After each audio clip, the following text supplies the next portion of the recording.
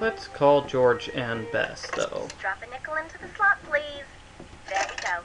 Now, how may I be of service? Hi, could you please connect me with Bess Marvin at KL54468? Just a second. Hello? Hi, Bess, it's Nancy. George, get over here. It's Nancy Drew. So how's the Lilac Inn? A little strange. Why? Because of Emily? Well, yes. Hi, Nancy. Is that you, George? Ouch, that's my foot. Well, move over. I can't hear. You move over. Then I can't hear. Look, just hold the phone like this, okay? There. Can you hear us? I can hear you fine. It would be so nice to have two phones in this house. We don't even have a telephone at our house. So quit griping. So, Nancy, what's the scoop? Well, I talked to Emily Crandall. Bess was telling me that you don't really know her that well. Bess and I just know her through Helen Corning. The last time I saw her was at Helen's 15th birthday party. I saw her last year at Helen's recital. Hello? Is someone on the line? Hello? We're on the line, Mrs. Farthingham. Well, get off. I need to make a call. But we just got on. Then it should be no problem for you to get off. Just give us one more minute, Mrs. Farthingham, please. Oh, all right. You have 1 more minute. Go on, Nancy. What were you saying? Just that Shh. Wait a minute, Mrs. Farthingham. Would you mind hanging up? All clear. Oh, how I wish we didn't have to share a phone line with her. Just be grateful you have a phone, Bess. Ah, phone troubles of 1930. They make me some jewels were nostalgic. stolen out of Emily's room this morning at the same time that a fire destroyed the stove in the kitchen. Destroyed the stove? You mean they can't bake any more cherry pies? Not for a while. Emily's worried that she may have to sell the inn. Is that bad? I mean, she's only 17. I think she'd like to hang on to it because her mom would have wanted her to. I sure wouldn't want to be saddled with something like that, even if it meant having all the cherry pie you could eat. I hadn't thought of it that way. Helping run the inn is all she's ever known. Are you girls still on the line? We're not done talking yet. Well, I've been patient long enough. You girls get off right now. But right now, or the next call I make will be to your father. We gotta go, Nancy. That's all right. I'll call you later. And I'll thank you not to listen in. Oh, don't worry, Mrs. Farthingham. Only nosy busybodies listen in on other people's phone calls. Yes, well, hang up and be quick about it. Bye, Nancy. Talk to you soon. Well, that was an interesting conversation. I wonder who Mrs. Farthingham is. Let's explore. Ooh, paper. Got it. Looks like someone recently had a key appraised. Let's go to the jeweler and ask him about it. After we finish exploring, of course. And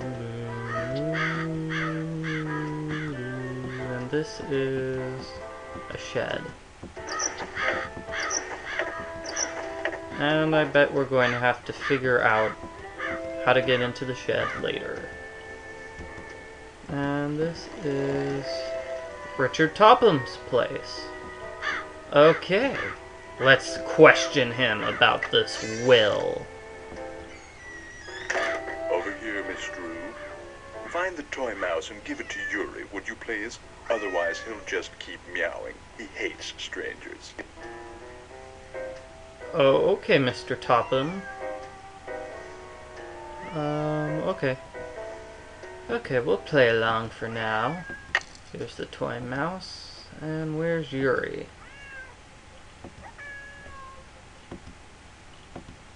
Uri must be short for Uri Strange-Looking Cat. His eyes are off-center. He's got a lazy eye! Huh. Okay, now let's talk to Mr. Topham. How nice of you to drop by. And thank you for walking instead of parking in the driveway. I'm expecting a pupil. I'd hate for her to have to park on the road. Anything I could do to help? How did you know who I was? If one is to teach others how to develop and use their paranormal gifts, it's only logical that one must possess such gifts oneself. Right, you have psychic powers. I hope I'm not disturbing you. I was in the process of trying to make these spoons move by using nothing but my own psychic energy. Have you ever focused sunlight through a magnifying glass until it was a minute yet searing point of light, Miss Drew? Yeah, I guess. You see, that's what I do with my cerebral emanations, my thoughts. I focus them until they're a beam of pure energy which ultimately disrupts and transforms the molecular force field surrounding the target object. And you can actually make objects move? Yes. Well, on occasion. As I tell my students, increasing one's rate of success is simply a matter of practice. Does everyone have paranormal powers? To some degree, yes. The goal of the Topham School for the Study and Development of Paranormal Powers is to enable students to make the most of whatever gifts they have. I take them through exercises designed to help them increase their output of phantasmic energy. If you want to sign up for an introductory session, I believe I have an opening today. What I'd really like to do is talk about Josiah Crowley. Oh, I'm afraid I'm busy, young lady, far too busy to engage in idle conversation. Suspicious! Suspicious! And he's got a weird-looking bow tie. You're not trying to hide something, are you, Mr. Topham? I'll be blunt, Miss Drew. I've discovered that the more time I spend with the, shall we say, intellectually unendowed, the more my cerebral pulsations seem to diminish. I'm afraid I cannot speak to you further unless and until you prove that you are worthy. That is, that your brainwaves are not unacceptably inferior and thus deleterious to mine. How would I do that? What I have here is an exercise in logic. If you can discern the correct solution, then I'll know that conversing with you will do me no psychic harm. You may take it with you.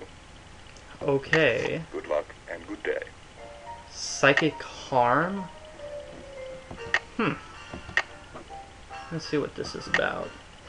Oh, I know what this is. I've done these. I did these as a kid. All That wet. looks right.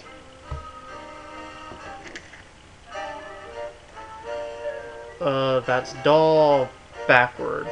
Doll backward? No. Well, let's come back to it. Crisscross. No? Double cross. There are two crosses, so it's double cross. I'm getting there. Dry. Dry. That looks right. Because if you read it upwards, it spells dry. Haha. Big cheese. Am I smart or what? I'm the smart one. You're just listening while I type in all the answers, Nancy. Doll up. Am I smart or what? Okay. That's all of them, right? Am I to assume that you have the correct solution to that logic problem? I think I do. Let's have a look. Why, you appear to have indeed found the solution. Well, since you've proved yourself to be intellectually above average, which means talking to you should do me no harm, what would you like to talk about? What's in the carriage house that's out back? Do you know? That was Josiah's workshop. I assume it contains even more detritus. Okay, this guy likes to use big words beginning with D. What do you think happened to the key to Josiah's safe deposit box? Josiah no doubt lost it. He had a terrible memory, poor fellow.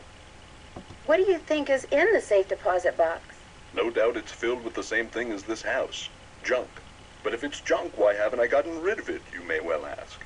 Well, I know it's silly to hang on to Josiah's things, but he was a wonderful man, you see, and I just don't have the heart to get rid of them. Too sentimental for my own good, I guess. Yes, you seem like a very sentimental, tender person. When and how did you meet Josiah Crowley?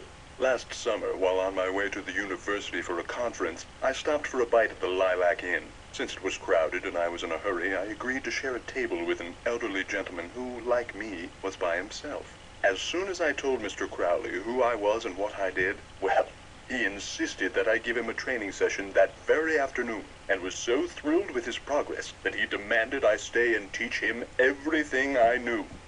He was a good student? The best.